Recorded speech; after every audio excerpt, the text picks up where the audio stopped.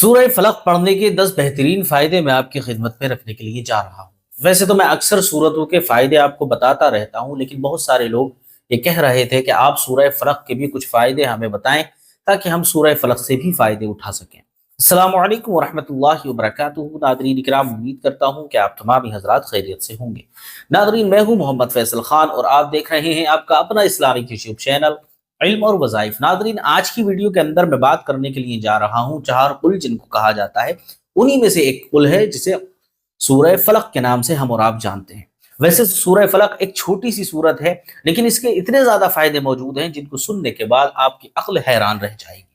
بہت سارے لوگ اس کو اپنے اوراد و وظائف کے اندر شامل کرتے ہیں، صبح و شام مسنون دعاؤں کے ساتھ ساتھ سورہ فلق اور سورہ ناس کو پڑھا کرتے ہیں، لیکن آج کی ویڈیو کے اندر جو میں اس کے فائدے آپ کی خدمت میں رکھنے کے لیے جا رہا ہوں، اس کو سننے کے بعد انشاءاللہ تبارک و تعالی آپ کے دل کے اندر بھی یہ امنگ جاگ جائے گی کہ آپ سورہ فلق کو ضرور پڑھا کریں گے، کیونکہ دیکھیں یہ سورت اتنی چھوٹی ہے کہ اکثر لوگوں کو یاد ہو ہی جاتی ہے۔ جو 5 وقت کی نمازیں پڑھا کرتے ہیں انہیں اکثر 4 قل یاد ہوتے ہیں، اور انہی کے اندر سے سورہ فلق ہے۔ اب سورہ فلق کون سی ہے یہ بھی میں آپ کو بتاؤں گا، اس کو پڑھنے کا صحیح وقت اور صحیح طریقہ بھی بتاؤں گا۔ سب سے پہلے اس کے جو 10 فائدے ہیں وہ میں آپ کی خدمت میں رکھتا ہوں، آئیے ایک ایک کر کے سماعت فرمائیں۔ نمبر 1 پر آتا ہے ہر طرح کے شر سے حفاظت ہوا کرتی ہے۔ رسول اللہ صلی اللہ تعالی علیہ وسلم نے ارشاد فرمایا کہ اس سورت کو پڑھنے والا شخص ہر برائی اور ہر شر سے محفوظ رہنا شروع ہو جاتا ہے۔ اب آپ اندازہ کریں کہ یہ کون فرما رہا ہے؟ خود نبی کریم صلی اللہ تعالی علیہ وسلم ارشاد فرما رہے ہیں کہ سورہ فلق کو پڑھنے والا شخص ہر برائی سے حفاظت میں رہا کرتا ہے اور ہر شر سے جو ہے اللہ رب العزت کی حفاظت میں آ جایا کرتا ہے۔ اب برائی کون سی ہوتی ہے؟ تمام طرح کی جو لوگ آپ کے لیے شریعت رچ رہے ہوں یا آپ کو کسی برائی کی طرف ڈھکیلنے والے ہوں، آپ کی اس سے حفاظت ہو جاتی ہے۔ اور آپ کے خلاف لوگ پلاننگز کر رہے ہیں، شر پھیلا رہے ہیں آپ کے خلاف، آپ کی اس سے بھی حفاظت رہنا شروع ہو جاتی ہے۔ تو حفاظت کا بہت ہی زیادہ مضبوط ذریعہ اگر کوئی چیز ہے تو وہ سورہ فلق ہے، اسی لیے ہمیں اور آپ کو سورہ فلق کی تلاوت کرنی چاہیے۔ نمبر 2، جادو یعنی کالے جادو سے حفاظت کا بہت ہی اچھا ذریعہ ہے۔ صحیح حدیث کے مطابق نبی کریم صلی اللہ تعالی علیہ وسلم پر جادو ہونے کے بعد اللہ نے سورہ فلق اور سورہ ناس سے شفا عطا کی۔ نبی کریم صلی اللہ تعالی علیہ وسلم پر بھی جادو کروا دیا تھا نا کافرین نے۔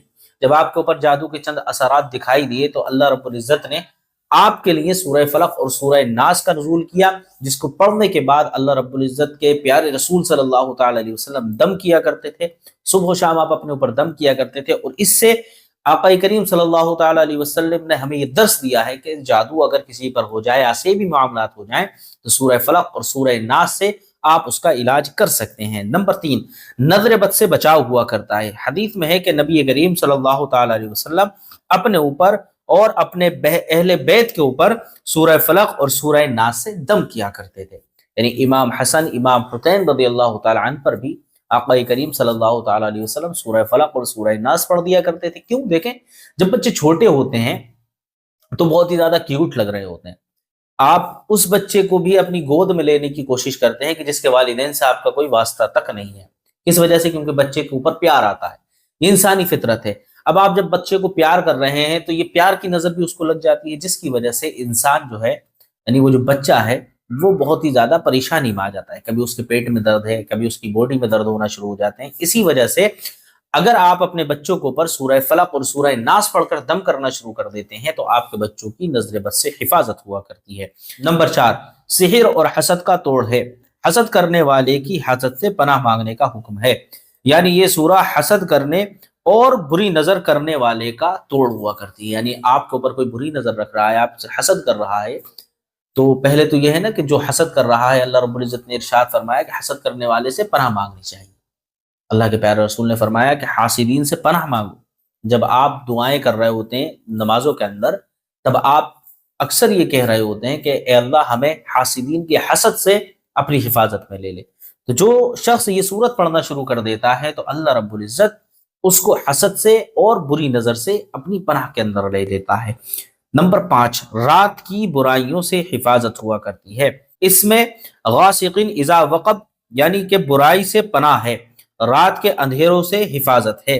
اسی لیے اس کو پڑھنے سے انسان جو ہے رات کے اندر جو برائیاں ہوا کرتی ہیں، جو آسمانی بلائیں ہوا کرتی ہیں، جو پریشانیاں آیا کرتی ہیں انسان کے اوپر، ان تمام طرح کی چیزوں سے اللہ رب العزت کی حفاظت میں آ جایا کرتا ہے۔ نمبر 6، بندش کا علاج ہے۔ بندش یعنی جادو، سب سے اللہ رب العزت کی حفاظت اور پناہ میں آ جاتا ہے انسان اگر سورہ فلق پڑھا کرتا ہے۔ آپ کے اوپر بہت سارے لوگ ہوتے ہیں کہ آپ کا کاروبار ٹھیک ٹھاک چل رہا ہے، آپ کے گھر کے اندر سکون والا ماحول ہے، پرسکون لوگ ہیں، اپنی زندگی کو گزار رہے ہیں، تو اس کو دیکھنے کے بعد بہت سارے لوگ آپ سے حسد رکھتے ہیں، بغض رکھتے ہیں، تو آپ کے اوپر بندش کرا دیتے ہیں، جادو کرا دیتے ہیں۔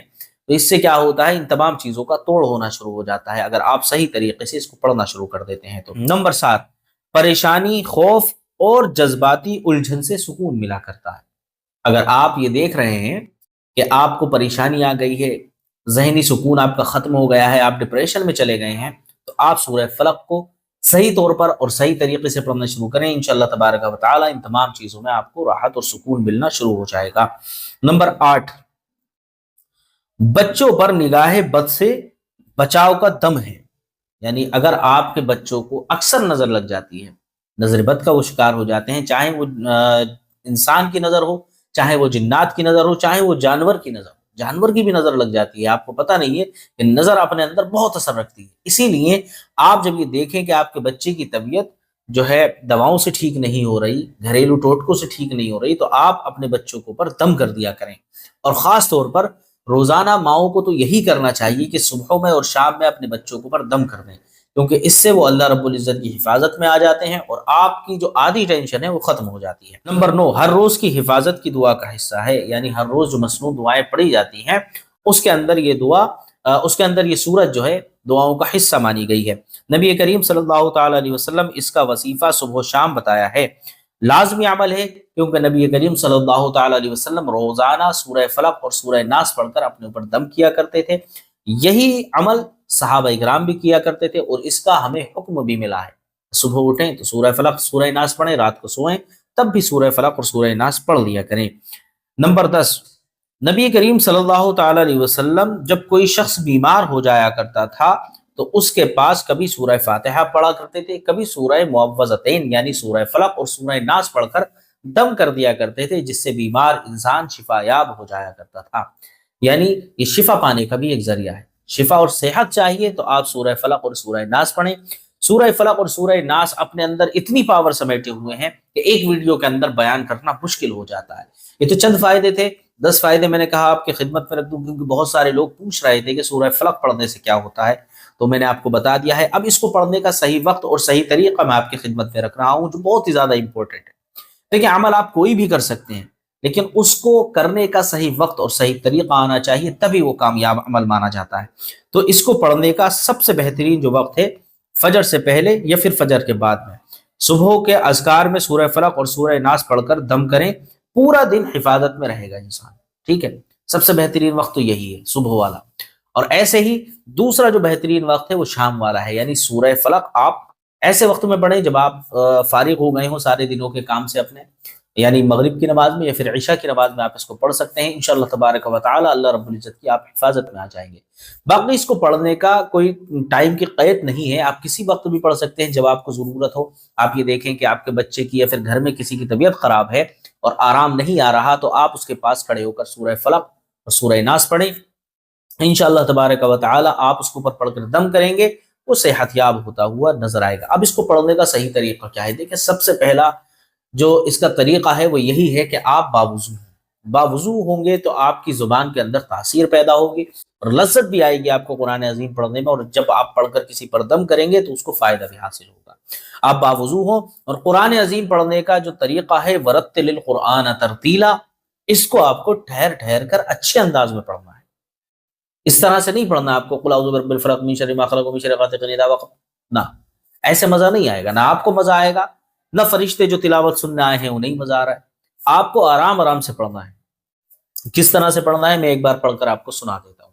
اعوذ باللہ من الشیطان الرجیم، بسم اللہ الرحمن الرحیم، قل اعوذ برب الفلق من شر ما خلق ومن شر غاسق اذا وقب ومن شر النفاثات في العقد ومن شر حاسد اذا حسد۔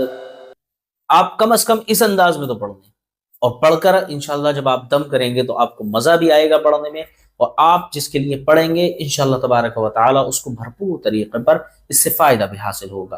امید کرتا ہوں آج کا ویڈیو آپ کو پسند آیا ہوگا۔ ویڈیو پسند آیا ہو تو ویڈیو کو لائک کریں، چینل کو سبسکرائب کریں، اور کمنٹ کے اندر اپنی رائے کا اظہار کرنا نہ بھولیں۔ ملتا ہوں آپ سے اگلی ویڈیو میں، تب تک اپنا خیال رکھیے گا۔ السلام علیکم ورحمۃ اللہ وبرکاتہ۔